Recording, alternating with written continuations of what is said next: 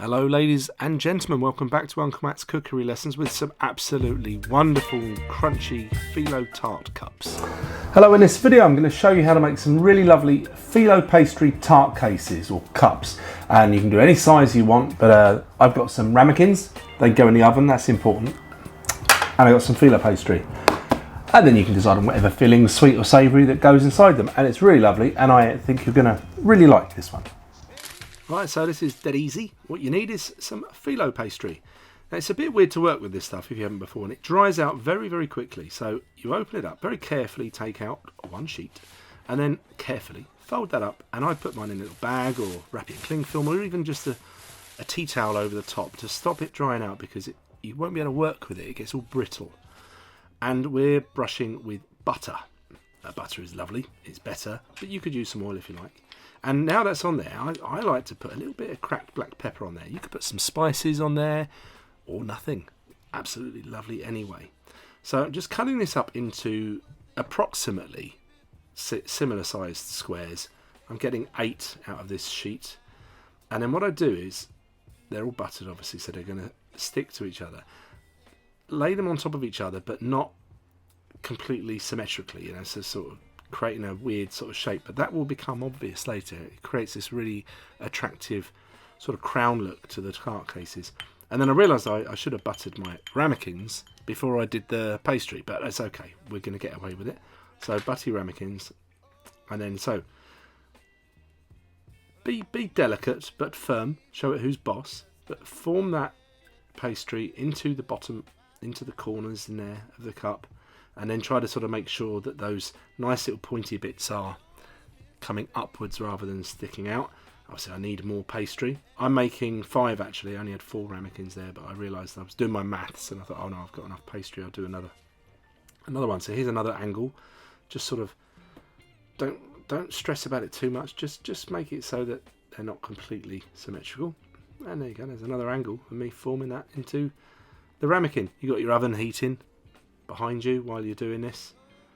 I'll put the temperature in a second, but this is very, very easy, and people will be very impressed. They'll go, I can't believe you made those. You didn't make those, you bought them from the shop, didn't you? You go, no, honest, I bought them. There you go, that was the temperature. I put that a minute ago.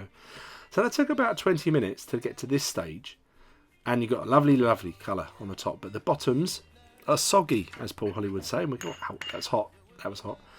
So I put them back in the oven for 5 to 10 minutes more, so that the bottoms can get crispy, and then leave them to get dry. And you can make these in advance. That's good, doesn't it? Oh, that's lovely. You can make them in advance and keep them in an airtight container. They'll keep for a few days. So I'm just going to really race through this. This is a couple of different fillings options that you might want to consider. But I say dessert options, anything like that. Just don't do the pepper if you're going to make a sweet dessert with them. This is me doing some creamy leeks. So there was some leeks, some white wine, some double cream, and some mustard, and cook that down until it's all like gloopy, like that, on a low heat. Bit of parsley in there. That's one filling done. That's rather nice. How about some spinach?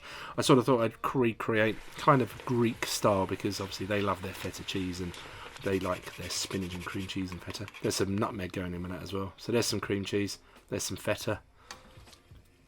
Yeah, that's nice.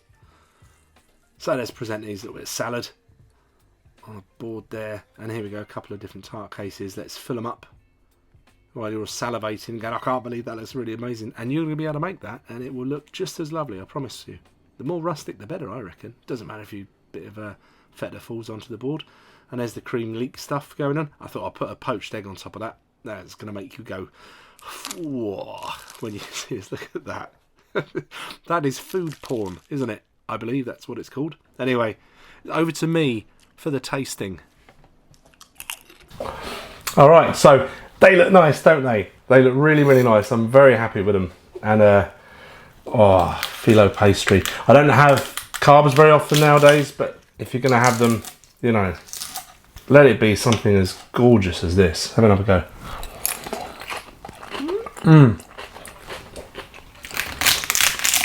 can hear that crunch. And of course this can be done with sweet fillings as well. You can make a sweet cream or pastry cream, like a custard, and some fruit in there. Absolutely wonderful. So there we go. Thank you very much for all of the liking and commenting, sharing, and subscribing, because we're still pretending that makes any difference at all on YouTube. But on Rumble, where I'm also at, it does seem to really make a difference. So if you do fancy support me over there, you can go to Rumble as well, because my videos will be there shortly after. Anyway, that is all for this video. Thank you very much, and I'll catch you again real soon. Bye.